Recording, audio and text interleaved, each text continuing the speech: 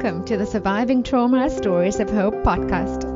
In today's bonus episode, I am joined by my first expert guest, the beautiful and soulful Karen Eccles, and she joins me from her Pilates studio in the UK. As a Pilates expert, Karen has been teaching Pilates for over a decade, specialising in Classical Pilates since 2012. Karen has an eagerness to learn, and she continually seeks out the best training opportunities available to her and understands the importance of personal practice. She also demonstrates the importance of prioritising self-care and self-development with the intention to motivate others to do the same. Karen shares her knowledge and experience at every opportunity while teaching and guiding with enthusiasm and integrity. Karen shows clients how to understand their body and nurture their own body awareness so that they feel in control of their health and wellness. Through experience and training, Karen has an innate understanding of how lived circumstances and events, mindset, and emotion can manifest physically. She now incorporates work with energy and sound healing that works in alignment with Pilates. This unique blend of these three practices alleviates physical symptoms, resets emotions, and brings equilibrium and a sense of well-being. Karen also shares a personal experience on the podcast that helped release her to become fully empowered and live her purpose. This is an informative and a fun episode, and I know you will love it. So I just have one small disclaimer. The sound quality on this episode might be a little bit crackly here and there, so please bear with me. Hi Karen, welcome. It's so exciting to have you join me today, and I can't wait for us to catch up. Hi Marlene, how are you doing? Thank you so much for inviting me. I'm super excited about this. This is actually my first guest spot on a podcast. I love it. And I want to say that you are my first expert guest. Yay! Hey! Awesome! It's totally awesome. So intended. Excellent. Yeah. So yeah. I mean, today we're going to talk all things Pilates, classical Pilates. We're going to talk about some sound healing. We're going to talk about energy healing. Oh, I'm so excited. So yeah, just for the audience, maybe just tell us a bit about yourself. Sure. Okay. So my name's Karen Eccles, and I live in the UK in Surrey, and I live with going to be my ex-husband actually, but we still live in the same house, and I have two boys. Okay. And one is 15, who is here with us. The other one is 21, and he's in America at university. I have a home-based Pilates studio, so I have been teaching Pilates for over a decade, and in conjunction with teaching Pilates, I also now offer energy healing and sound healing. Oh, that is interesting. Very. Yeah. Yes, it's a lovely combination. Yeah. You've always been a Pilates teacher. So what made you sort of explore the complementary healing to Pilates? We're jumping straight in, I think. So Pilates itself I think it's sometimes seen just as a form of exercise, but there is very much a spiritual side to it as well, along with its structure, because it's very much a mind-body coordination practice. When you're practicing Pilates, then you need to be very mindful about how you're moving your body, how you're using it, how you're connecting to it. So really, there's an element of spirituality there, but maybe it's not that obvious like it might be in yoga, for instance. Okay. So for me, I know that I have always had this part of me, ever since I was a little girl, I think. I've always had this part of me that felt like there was something more, and that felt that that I didn't quite belong, like in school or with friends, or didn't quite fit in. It was like there was never really a group of friends that I completely fitted in with. And this carried on throughout my life, really, until I started exploring. things like meditation and therapies and healing modalities. And that's where, this is where the journey has took me so far. There's lots more to explore. It's interesting how you say that, you've always had this feeling of not fitting in, because I can also identify with that in my young adult years. How has that played out in your later life? Do you feel like now you've sort of found your place in the world? Definitely. Okay. Found my place in the world. Yeah, definitely. But really, I have not found myself. I don't like that terminology. I can identify with myself. Whereas I look back and I think I never used to fit in anywhere. It's because I don't think I really knew myself. I didn't really understand myself. Whereas now I do. I know the person who I am. I love the person who I am. I trust myself. And I know that at the end of the day, as long as I have all of that, I am complete. Yeah. I don't need any external factors to make me complete. Whereas earlier in my life, I was always looking for maybe the friend or the boyfriend or the item of clothes or whatever it might be, or the whatever, or that book that was going to make me complete, when all the time it was already here. It reminds me of the Louise Hay quote. She says, everything we need is already within us. Absolutely. And it's one of the things I really try to apply with everything that I do when I'm communicating with others, whether that's in, with friends or whether it's in a work capacity, but in particular with clients in a work capacity, to make people understand that they have everything they need within themselves. And I think that is such an important lesson to learn on the journey of life, whether it's a healing journey or whether you're transforming or whether it's a spiritual journey. Absolutely. It totally is. It is everything. It is everything. And as soon as we even start to get a little glimpse of that and just recognize that even a little bit, that will empower us enough to then take that next step and the next step and the next step. And so that beautiful growth journey begins and continues and takes us into all sorts of exciting places. Yeah, I know exactly what you mean. I know. I can see. I can hear. Yeah, I can feel. Oh, good. You know that on the show, I invite people who have traumatic experiences, and they will share that with the listeners. And I also, in some of the episodes, I share my own traumatic experiences, right? I know we are talking Pilates today, but all our experiences brings us to the place where we are. And so would you like to share some of your experiences with us? Yeah, no, absolutely. I'm really happy to share some experiences. So I think really, I think you touched on this when I listened to your podcast where you introduced yourself and told your story, that, trauma will look different for everybody. So whereas, you might think of a traumatic event as being something like really big, like you've been through yourself, like recovering from cancer, say, that's a very big traumatic life event, or a near-death experience. So I look back and I haven't really had anything like that, but I certainly have had traumatic events that have happened to me. And the most significant traumatic event that I experienced was just over 2 years ago when my mum passed away.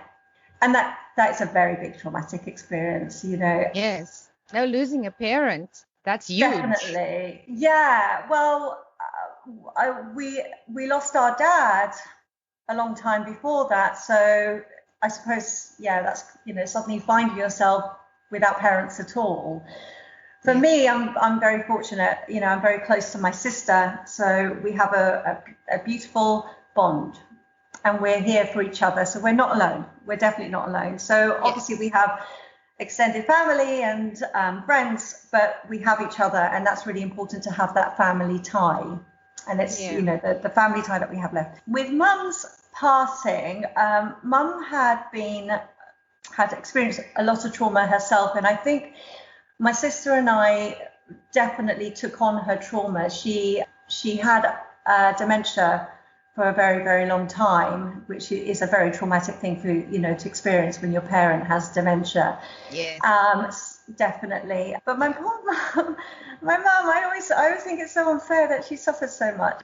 Yeah. When she had dementia, she was also almost blind, and she was almost deaf as well. And then eventually she completely lost her sight and pretty much completely lost her hearing, and that's no fun at all. So there was a lot of caring involved in her later years. We did it because, of course, mum was always there for us, our rock, and she's always, such an incredible, wonderful person within herself. So we were attached to looking after mum, and that was like part of our life for so many years, that when mum passed, it was of course very traumatic, very upsetting, and I will actually never forget, that the day, the phone call, I'll never forget that. I was actually sat meditating here in my studio, and I would always have my phone turned off. I'd be listening to like a guided meditation. My phone would be on silent, and that morning I didn't. Yeah. And I was in meditation, and I got a call, and I was like, oh, I don't recognize the number, and it was the hospital. Anyway. Okay. So did you and your sister cared for your mom, or was she in a facility like a care home? She was in a facility for some years, but she was nearest to me, so I used to go and see her a few times a week, as many times a week as I could, and then my sister would come and visit whenever she could as well. She was further away. Her passing had a very significant effect on me, and I think it was interesting how I got the news when I was in meditation as well, because it was almost like she released a part of me. It was almost like she released that part of me that said, okay, now it's time for you to fly. So now is your time. And she wasn't that she was letting go of me, or maybe she was, or maybe I was letting go of her, I don't know. But it just really felt like a big release. And I remember going through the grieving process it was really special, actually, with grieving my mum, because I really did take the time to go through that process, and I used meditation to help me. And it was my first experience of seeing her through, like helping her to pass. Yes. So although she was physically gone, her spirit, her soul, will always be with me. But I remember through meditation and sitting here day after day after day after day, morning after morning, I remember one morning just coming to the realization that it was time for her to pass. And it was a very beautiful meditation that I went through, and it was literally, I could visualize her, a younger version of her, how I remember her from when I was a child, and a big smile on her face, the sun shining, out walking, out in nature, how she loved to be. And it was just like she was free. Yeah, and that's beautiful. It freed that part of me that up to that point maybe I didn't even realize was there. And it was from that point onwards that my journey has just developed, and I've just gone further and further and further along this path. That is absolutely beautiful. So now you're on this journey, which I love. Oh, it's been so exciting just getting to know you. So tell us, so let's talk about Pilates. Yes. When that's why I'm here.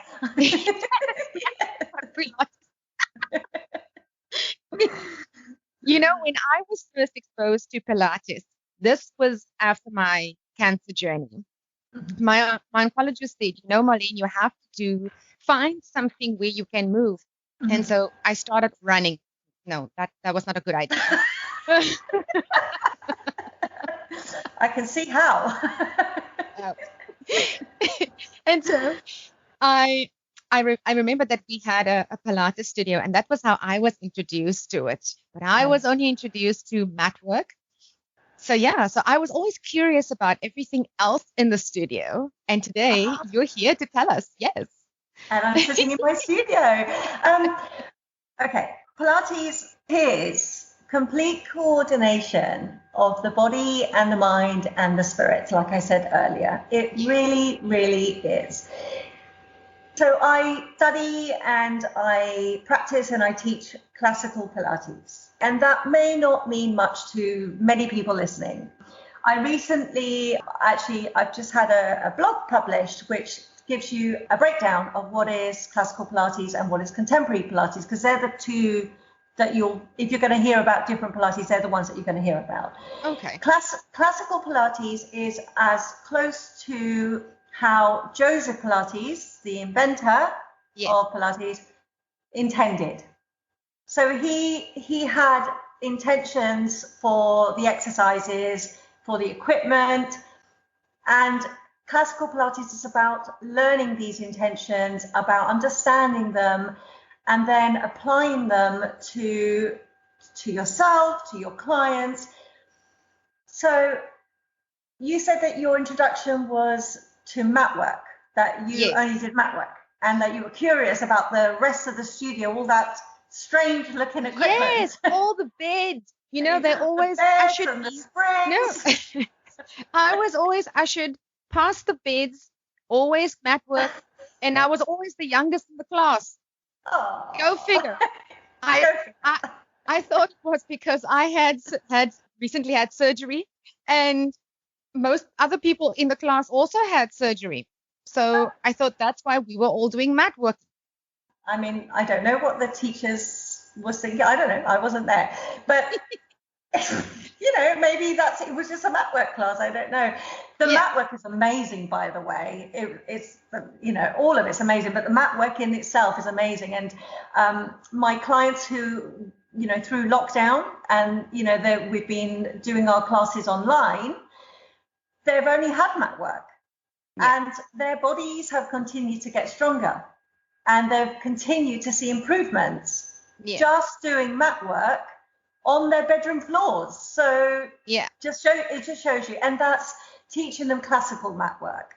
Yeah. So when you talk about the studio and all the other stuff, the beds and the springs and the wall unit and the chair and the whatever, it's all a system. All of it is a system. So what you learn, if you follow the classical system, the mat work that you did will apply to what you do on the reformer, will apply what you do on the Cadillac or the wall unit. It all works together. It's the principles behind it. So connecting into your body and then taking that through into every single exercise, which is why I say it's a complete coordination of mind, body, and spirit. Because that's what it's about. It's not, I just do reformer Pilates or I just do mat work Pilates. It should all be used together. Yes. I mean, people do. I'm not saying there's anything wrong with that, because sometimes you only have a mat or you only have a reformer, and that's fine. That's absolutely fine. You work with what you have. Yes. Yeah. So there's so much more to it. There's so much more to it than people realize. Yeah. But what you were saying about the mat work, I found that I could see how over the course of a year, I got so much stronger than I was before. And we were always focusing on all the smaller muscle groups when we were doing the mat work.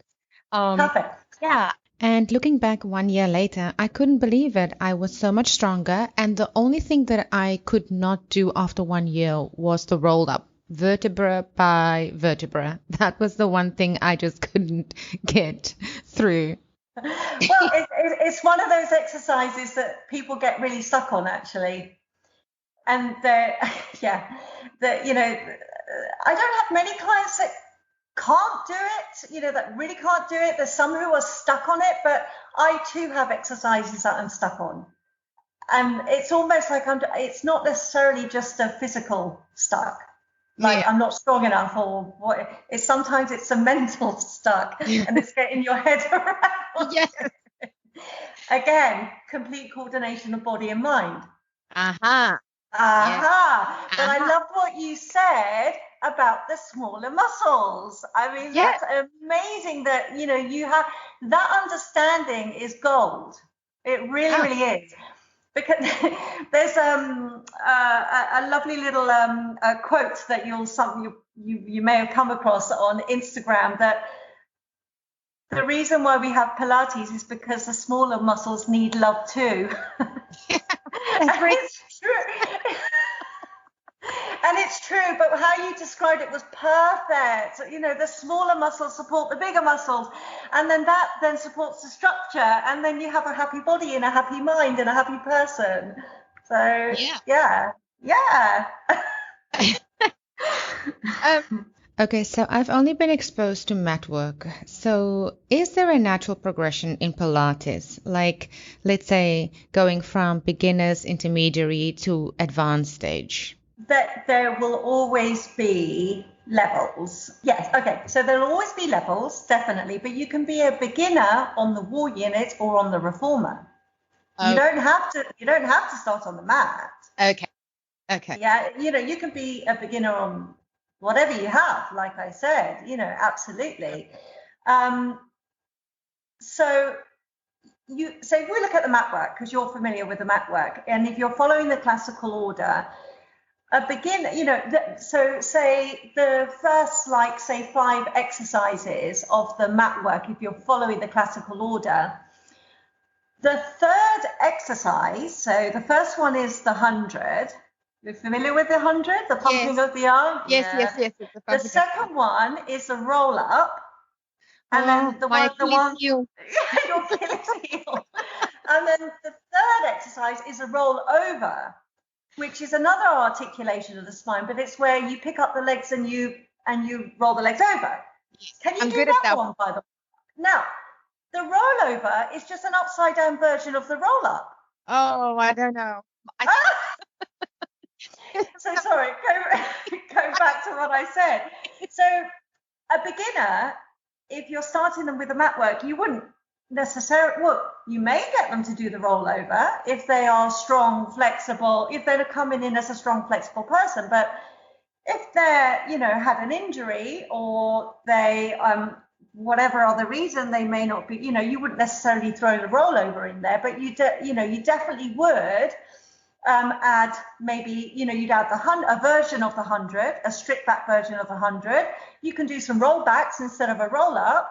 You wouldn't go to the rollover, but you definitely then could go to the one leg circles. You could maybe look at rolling like a ball, so with classical Pilates, if you're looking at a beginner who's maybe a little bit limited with their body awareness, maybe a little bit limited with their strength, maybe they have an injury, you still follow the order, taking out what's not suitable for them, and maybe modifying the ones that are suitable for them, but making sure that you do not lose the intention of the exercise. Yes. And that's the important bit. It's not to lose the intention of the exercise. It's not to water an exercise down so much that you don't actually know why you're doing it. Right. Yeah. So I mean, this is an important point, because for someone out there that wants to explore Pilates and maybe is a bit cautious about, maybe a previous injury, I mean, this is the reassurance that you're giving that when it comes to the class and when it comes to mat work, it's individually focused, even though we're doing it in a class setup. So if you have a shoulder injury or a knee injury, we modify at that point, whereas the rest of the class was fully able, they will be able to do the full exercise to its full intention. And you will do the modified exercise. Yes. I mean, there will always be occasions when maybe an exercise just is not suitable, like I've already said, and that's fine. But you need to have a conversation. You need to have the dialogue open with that person as well. But there is really that, if you understand the system, if you understand the exercises, if you have, that understanding of the body, you don't have to know about every injury. You have to have an understanding of the body, which that's a slightly different thing. I don't know about every injury and disease, and I don't need to know that. But I understand the body, and I understand the body enough to be able to apply the exercise or not to apply the exercise, as the case may be. And if I have a group environment, I can look at the group and I can make a decision based on what I've already seen or a conversation I've already had, and already know, well, okay, so this is what, if it's a group environment, everyone there has to be a little bit of give and take with everybody, it has to suit a group. But I will be able to work with individuals, but still keep the group moving. Yes. So, and not lose intention of the exercises. And yes, there are occasions I have to give somebody a completely different exercise, but they will already know that's coming. Yes. So that's Yeah, that's exactly also how I've experienced it, Amazing. Because of course, because I needed to have different ones because of my surgery. So Absolutely. when we were doing mat work where we laid on the front, yes, right, instead of our back, on the front. Yeah, on the front. Yeah. I would have to use a block and put it under my belly. Yeah, and of course. My exercises I would do from that angle. Right. Exactly. Yes. Exactly. Yeah. But you were able to do them. The teacher found a way for you to be able to do them and to still benefit from them. Absolutely. And so they would tell me sort of, ahead of time in the initial assessment. Okay, so when we're doing exercises and we need to lie on our front, you grab a block. Exactly. And you put your block there. Right. Exactly. So you already knew that was coming. Yes. So exactly. I modified my exercise because it worked for what I needed at the time. And then the rest of the exercises I would do, but someone else might be grabbing something else. Something else. Exactly. There you go. It sounds like you went to a very good studio. Yes, which actually brings me to my next question. Is there such a thing as rehabilitative Pilates? So yes, there is. Yes, there is. And I think what you were doing was rehabilitative Pilates, wasn't it? But you have got, say, physios who also teach Pilates. So I suppose that would be classed more along that line. But so it's what I do. My clientele are so varied, and I have younger clients, like say in their, late 20s, 30s, who are fit and strong. And actually not all of them, I have to say, some of them are injured or whatever, But then at the same time, I also teach 80 ladies in their 80s. And actually my oldest in years client, I always talk about her because she's the most amazing. She's like, oh my goodness me. She's been coming to me the whole time I've been teaching. She's absolutely amazing. When I met her, she'd had both her hips replaced. So she was in her late 70s when I met her. Okay. And she had both her hips replaced. Wow. So she had already been doing Pilates. She came to me. She started. I was freshly qualified from my mat work, and she came along and I started this lovely class with this lovely group of ladies, and she was one of them. And then we were along through the years, and then she had a hip revision. So that was her third hip operation, and she recovered so incredibly well from that surgery. The surgeon was gobsmacked. He was like, you're incredible. Like, how have you recovered so quickly? And she was like, well, I do Pilates. That's why. Exactly. And since she's also had a knee replacement as well. Now, all the time, she has been coming to a weekly group class, which is a very specific class, maybe a bit similar to what the class that you were going to. Okay. She has been coming once a week to a class like that. But she's also been having every other week, she's been having a one-to-one. And so I've seen her through 2 surgeries. Yeah. So that's rehabilitative Pilates. But I was working with Classical Pilates, and I was modifying to suit what she needed. There was a lot of pre-Pilates that I was doing with her. And pre-Pilates are all the very little exercises that get those lovely little muscles engaged, and they work on you understanding how to stabilize yourself, how to stabilize your center, and how to connect to your center to then move on to, like, say, Pilates, which is the Classical Pilates, the system. Yeah. So, Yeah. So, I mean, I do whatever Pilates a person needs. That's what I Yeah. do. Yeah. I do what I help them to do. Yeah, Yeah. absolutely. Does But that answer also, your I question? mean, yes, of course. But also, I Yeah. mean, she recovered much faster. And Yes. I mean, Yeah. the same goes when you're doing Pilates. It comes down to that stability that you mentioned, which is so important, and the Mm. movement. I think we heal much better if we are in that calm environment and we keep moving. Absolutely. And it's about moving safely. Moving safely. So I will always say to my clients, stability over mobility, Yeah. because it's the stability that then gains you the mobility and the flexibility. Yeah. That's definitely how it works. And, but along with that is the awareness and the body awareness and the proprioception, about not just awareness of how you're moving your body, but awareness of your body in space as Yeah. well. Yeah. Yeah. Yeah. That's an excellent point. Yeah. So, yeah, no, you were bringing back some memories for me now. Oh, Yes, oh, I lovely. remember the stability exercises. They were also challenging for me. They're really challenging. It's almost like the smaller movements are harder than the bigger movements, for Yes. sure. Okay. So now in your Pilates studio, Yeah. what is it that you offer? And tell us about the sound healing and the energy healing.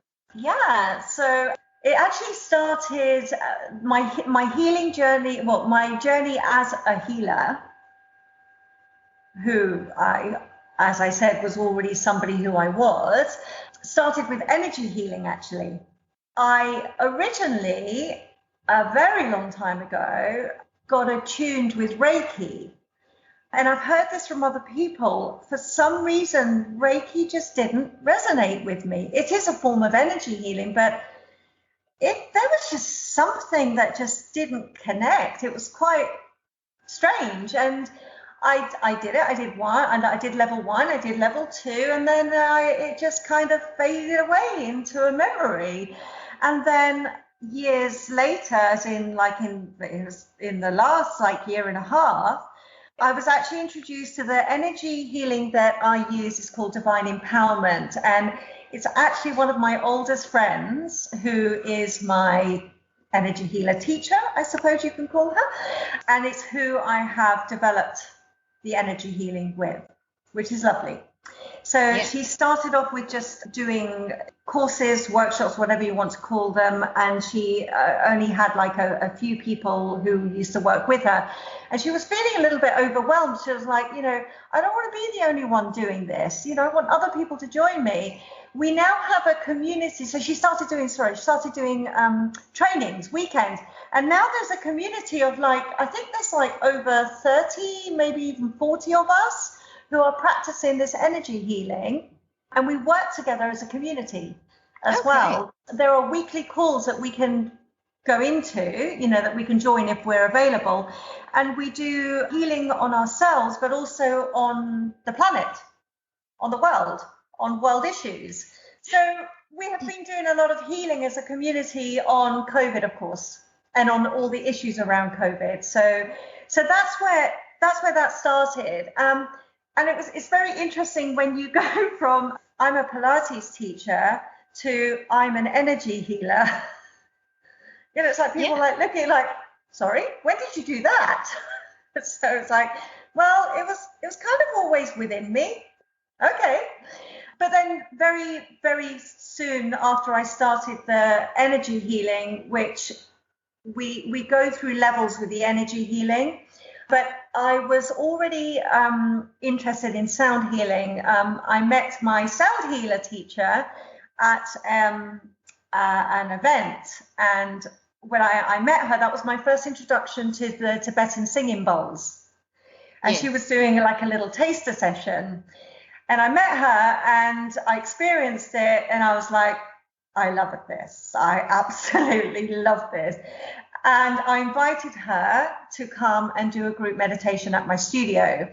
And that one session turned into monthly sessions. So she used to come once a month. Yeah, so I used to host them in my studio, which was amazing. And it's so lovely. And then she started doing practitioner training. And I wanted to do it. I really wanted to do it, but it never quite worked out. And then all of a sudden, last year, it worked out. All in divine timing. All in divine timing. And it was beautiful because it was in conjunction with the energy healing. And then I'd started the energy healing and kind of felt like I can't just suddenly turn around to people and say I'm a healer. But then I started doing the sound healing and I started working with that. And then all of a sudden it was just almost like the combination of the two. Then it just suddenly all started to come together and make sense, because when I'm doing, of course, when you do sound healing, I bring in energy healing as well. It is energetic as well as the vibrations and the sounds, especially when we're working online. So when I was going to ask you about that, because you guys in the UK have been under strict lockdown, right? Yes. So your classes now, it's online. So how does it work? Well, the independent sound healing online. Energy healing, I've actually done most of my training online. Energy healing, you can be anywhere in the world. Well, we were having some glitches just at the start of this, and I did energy healing on the call. You say our call.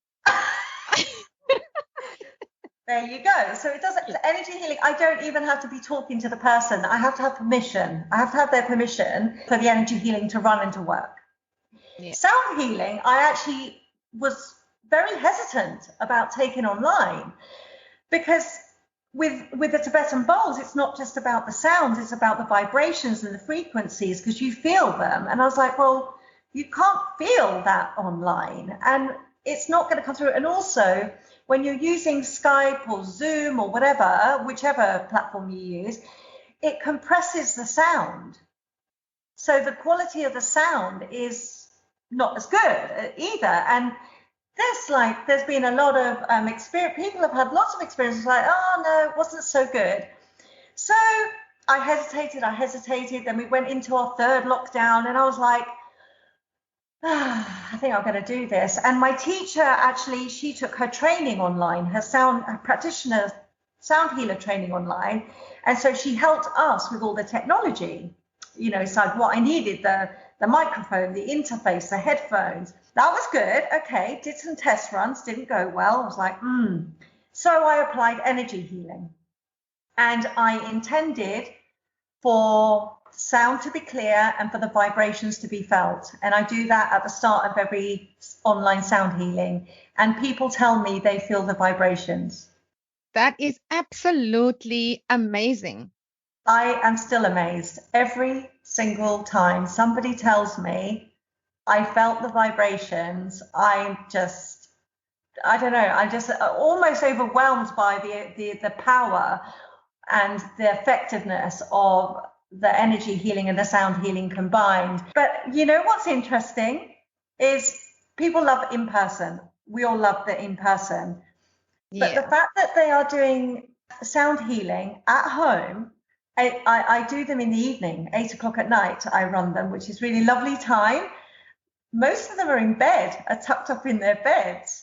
So they're in their beds, they have their headphones on, and there I go, guiding them into a meditation, and I play the beautiful bowls and the sounds. And at the end, I invite them to slip away if they want to. They don't have to cook, because I turn cameras off, and I turn to make sure the sound. So the cameras are off, their microphones are off. So everything's just about the sound.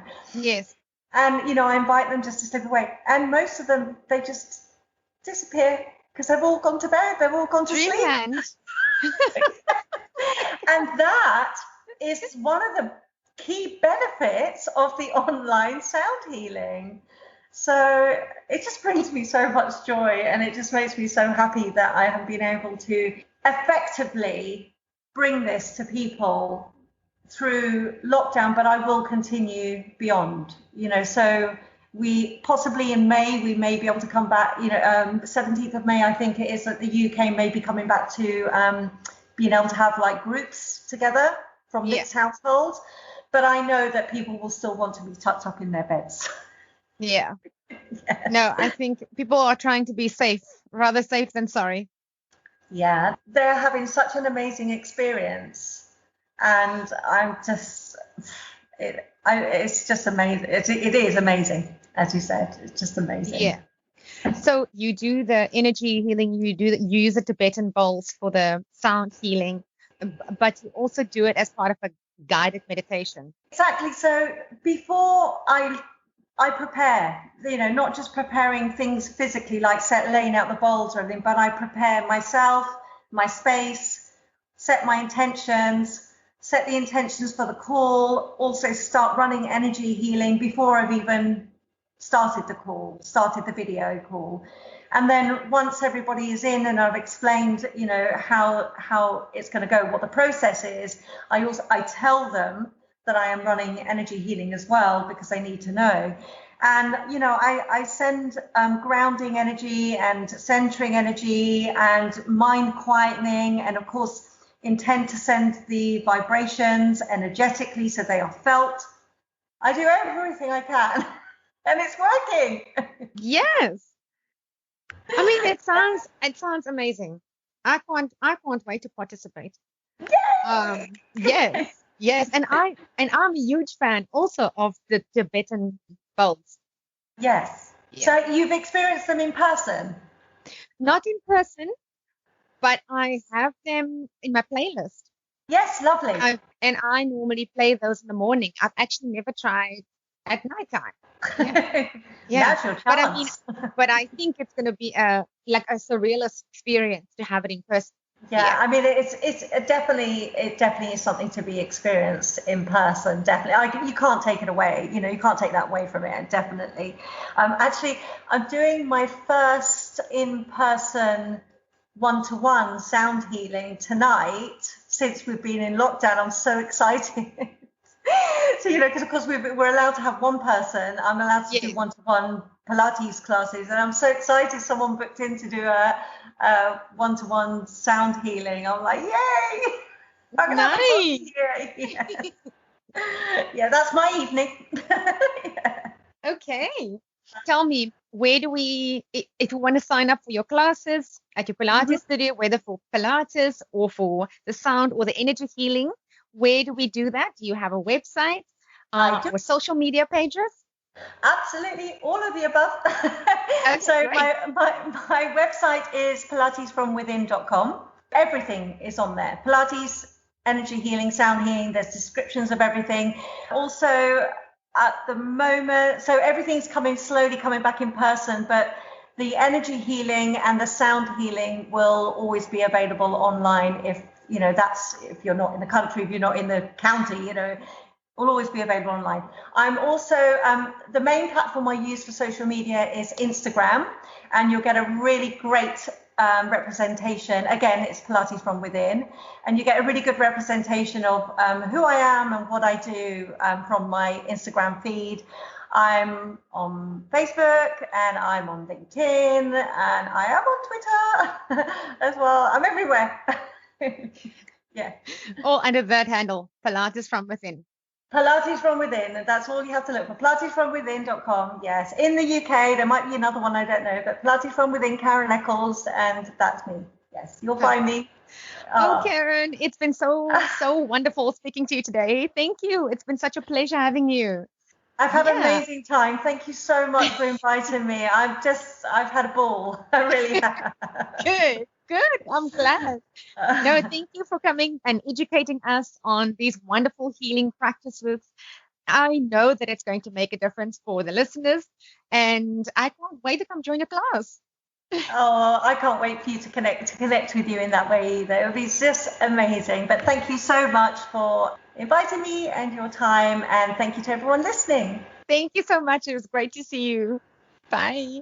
Bye. That wraps up this podcast episode. Thank you for listening. If you enjoy my podcast, please take a minute to give me a rating and review in Apple Podcasts. Please subscribe in your favorite podcast directory so you don't miss an episode. Please consider following My Centered Life on Facebook and Instagram for daily inspiration. Thank you so much for spending this time with me. You can catch me again in the next episode, same time, same place. Sending you lots of love and light. Bye.